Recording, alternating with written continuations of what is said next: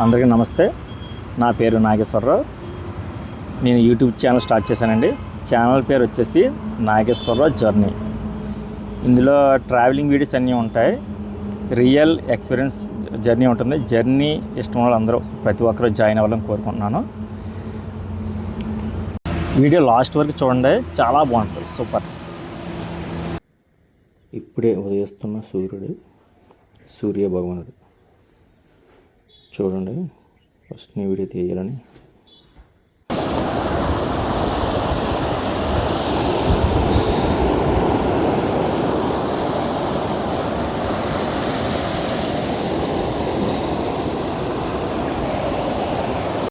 రామాయణంలోని ఓ story తీసుకుందాం. సీతమ్మ వారు లంకలో ఉన్నప్పుడు శ్రీరాముడు వానర సహాయం కోరతాడు. సహాయం కోరితే ఈ సీతమ్మ వారిని వెళ్ళి చూసి రావాలంటే ఎవరో మనలో అంత బలవంతుడు అనేసి వానరులందరూ అనుకుంటారన్నమాట.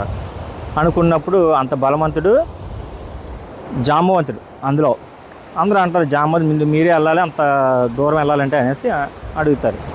జాంబవంతుడు చూస్తాడు, ఇక్కడి నుంచి సముద్రం వైపు చూస్తాడు అనమాట.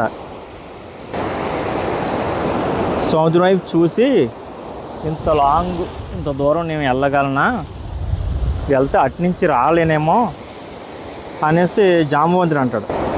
మనలోని రాగలిగే అంత బలవంతుడు ఒకరు ఉన్నారు, అదే హనుమ. ఒక్కడే దాటి రాగలడు. మనలో అంత బలవంతుడు హనుమ. బలం హనుమకే తెలియదు, మనలో అంత బలవంతుడు హనుమ ఒక్కడే. హనుమను పంపిద్దాం అనేసి జాంబవంతుడు అంటాడు అన్నమాట. అప్పుడు వానరులు అందరూ అంటారు, జై హనుమ, జై హనుమ, జై హనుమ అని.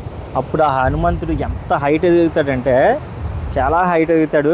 మీ అందరికీ చూపిస్తాను ఎంత హైట్ ఎదుగుతాడు అనేది. మీరు ఈ వీడియోలో చూద్దరు. కానీ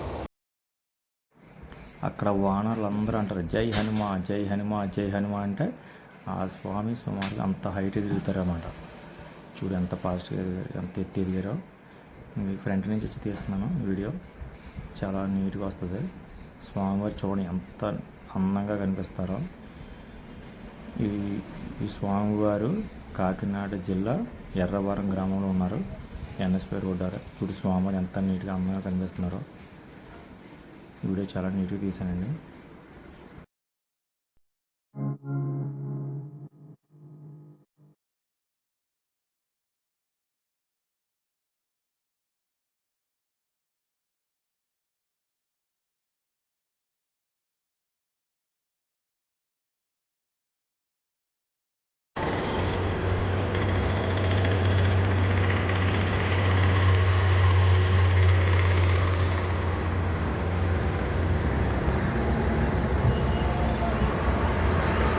స్వామి వివేకానంద. ఇదే స్వామి వివేకానంద విగ్రహం. ఆత్మవిశ్వాసం నేర్పిన మహానుభావుడు.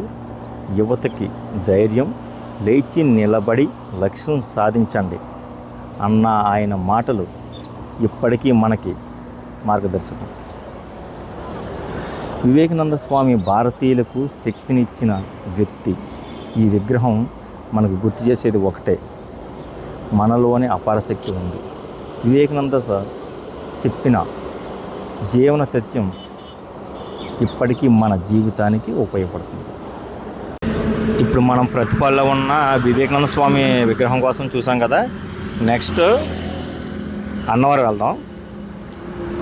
దేవుడు అన్నవరంలో చూద్దాం. అది కూడా మీకు ఎక్స్ప్లోర్ చేసి చూపిస్తాను.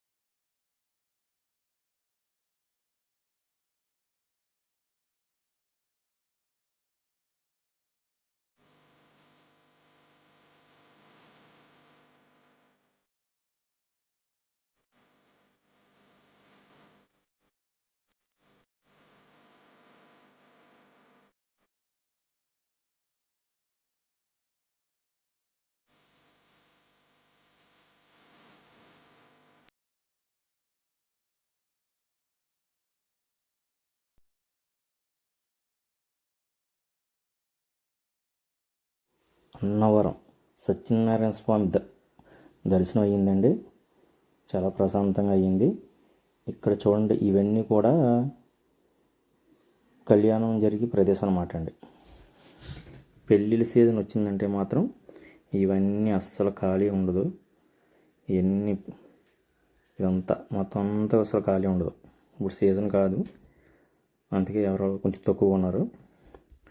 వ్రతం చేయించుకునే వాళ్ళు కూడా కంపల్సరీగా ప్రతి సంవత్సరం చేయించుకోండి, చాలా మంచిది. మీకు ఎటువంటి ఇబ్బందులు ఉన్నా సరే తొలగిపోతుంటాయి. ఇక్కడేమో చూడండి, కళ్యాణం పెద్దది కనిపిస్తుంది కదా, కొంచెం డబ్బులు ఉన్న వాళ్ళు ఎవరు ఉంటే కళ్యాణం చేయించుకుంటుంది అన్నమాట. ఇక్కడ ఏంటంటే స్వామి సత్యనారాయణ స్వామి, ఈశ్వరుడు ఒకేసారి మన దర్శనం ఇస్తారు. దానికి కారణం ఏంటంటే పూర్వం అడ్డుబొట్టు నిలువుబొట్టు అనేసి గొడవలు పడేవారు. అవి ఏమీ కాదు, ఈశ్వరుడు సత్యనారాయణ స్వామి ఒకటే అని చెప్పడం కోసమే మనకి గుడి నిదర్శనం అన్నమాట. చూడండి, సత్యనారాయణ స్వామి, అమ్మవారు, ఈశ్వరుడు ఒకేసారి దర్శనం ఇచ్చే క్షేత్రం ఏదైనా ఉందంటే అది అన్నవరం క్షేత్రం మాత్రమే. ప్రతి ఒక్కరు కూడా దర్శించుకోండి. భోజనం మాత్రం కంపల్సరీ చేయండి. ఇక్కడ శ్రీ స్వామివారి నిత్య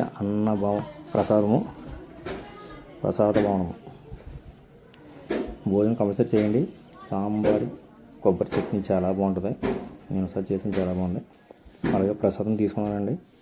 అన్నవరం ప్రసాదం కోసం ప్రత్యేకంగా మనం చెప్పుకోవాల్సింది ఏం లేదు, చాలా బాగుంటుంది. మరొక మంచి వీడియోతో మళ్ళీ కలుద్దాం.